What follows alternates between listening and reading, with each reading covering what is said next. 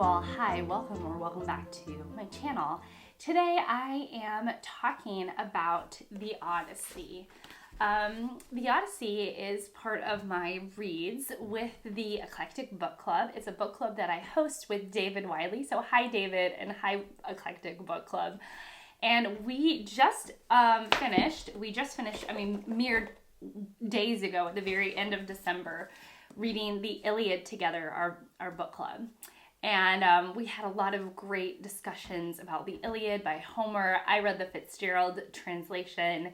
And we leave the Iliad, which I'll get to with my response to the Odyssey, the beginning of our discussion of the Odyssey. So we leave the Iliad in this place of, ritual mourning. All of these battles have been fought. All of these deaths have happened. Warriors have fallen. And now with those soldiers who are left behind, those warriors left behind, they are coming together. Each side on their own. They're not like actually coming together peacefully, but they're coming together. The Achaeans are gathering, the Trojans are gathering, and they are mourning the deaths of the warriors they have lost. And so we leave the warriors in their grief, and then when we pick up with the Odyssey, we are focused in on one very specific warrior, Odysseus. And he left home. He left his wife, Penelope, and his son, Telemachus, and decided to fight in this Trojan-Achaean war. And then when the war ends, he doesn't come back home for a long period of time. Many years have passed. And so what happens is that we are introduced with the Odyssey. We're introduced with Penelope, Odysseus' wife, who doesn't know what happened to her husband. And we are now meeting Odysseus's older now son, this son who has lived without a father for all of these years. His son is named Telemachus, and Telemachus is at this age, who seems to be a young adult, somebody who definitely wants to be an adult and wants to show his, adulthood or whatever. So we meet Telemachus, and he has felt the absence of his father his whole life, it seems. And he wonders what happened to his dad. There are no answers to what happened to Odysseus. Nobody has told him what is going on. And so Telemachus is wondering, like, Dad, where are you? He's like, come on now, like, Dad, what happened? And I'm going to actually read a passage that sort of sums up Telemachus's feelings. Be forewarned, I'm going to butcher some Greek names, and I'm very sorry about that. So Telemachus has said, and when he says his and him, he's referencing his father, okay? Friend, now that you ask about these matters, our house was always princely. A great house, as long as he of whom we speak remained here.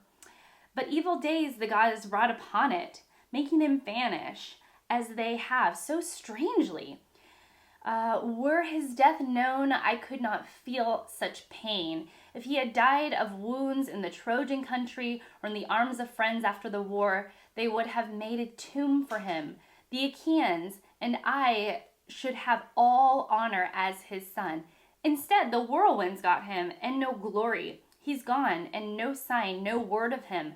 And I inherit trouble and tears, and not for him alone. The gods have laid such other burdens on me. For now the lords of the islands, Dulcian and Same, wooded Zinthos and rocky Ithaca's young lords as well, are here courting my mother. And they use our house as if it were a house to plunder. They, spurn them she dare not, though she hates that marriage, nor can she bring herself to choose among them. Meanwhile, they eat their way through all we have, and when they will, they can demolish me. So, yes, Telemachus is wondering if Odysseus, if my dad would have just died, I could have mourned him in the normal way that people mourn the dead. But instead, he is at sea, he's somewhere where I don't know, and I'm stuck.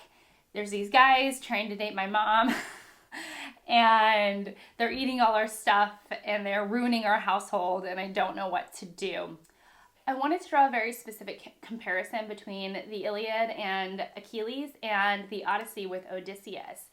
In the Iliad, the way that it opens is that Achilles gets angry, and he basically throws a temper tantrum and tells Agamemnon that he will no longer fight for him. And then we don't see Achilles pretty much for like 15 books. Like, imagine 15 chapters where our main protagonist isn't there. Whereas even though Odysseus is not present with Penelope and Telemachus, Odysseus's presence is a force. His absence is greatly felt. And basically the whole book is structured around the fact that Odysseus is not there. And then we end up catching up with Odysseus later and finding out what happens in these years where he is not with his family. But immediately we're immersed with the effects of the main character, of our main protagonist. And I really like that. In a way, it really speaks to modern readers. We are getting a sense of who Odysseus is, what his presence means to his land and his family, and we are very, very curious, at least I am, about what happened to him in all of these years that he has been absent from his ruling and from his family and from his, fatherly duties. And so I feel like there's this huge difference between the Odyssey and the Iliad. Also, I wanted to say, and this is very much spurred on by the conversation that the Eclectic Bookclub has had, but the Odyssey is dotted with a lot of humor. The women, especially Penelope, she's got like this cleverness to her. She's got a bit of trickery to her. She has got her own feelings about these suitors and her own feelings about where Odysseus is and what his absence means to her. Telemachus makes decisions. He is like, I want to find Dad, and so he makes decisions around his father's absence and so on and so forth.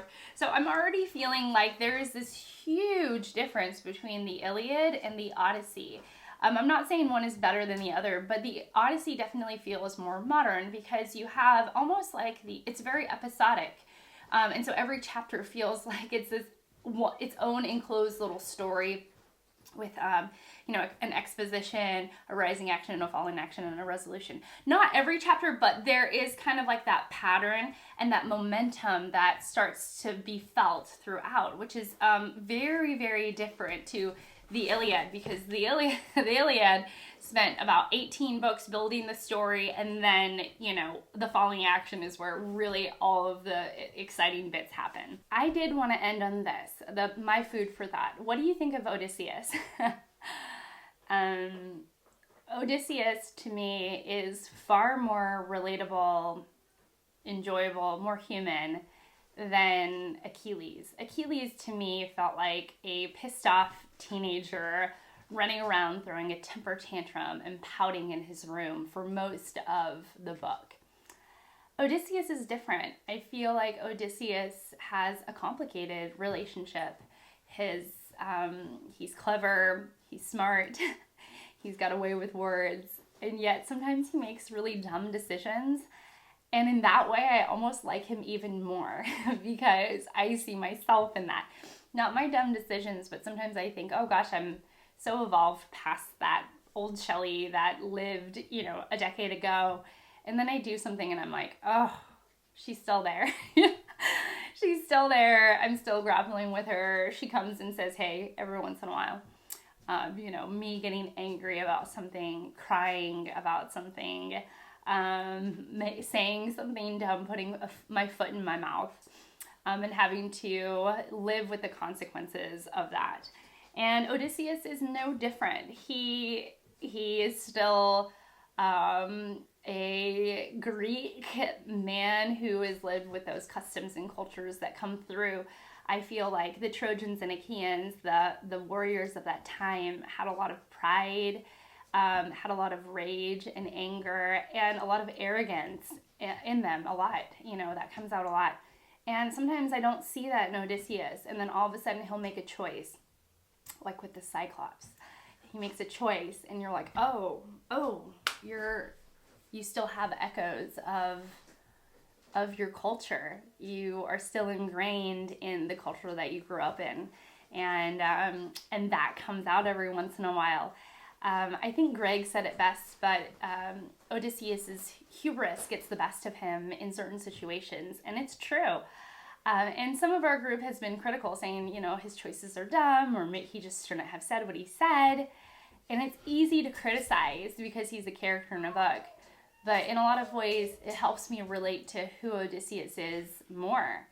That, in a lot of ways, it speaks to humanity, and that we all make choices that sometimes we kind of look back and say, why did I do that?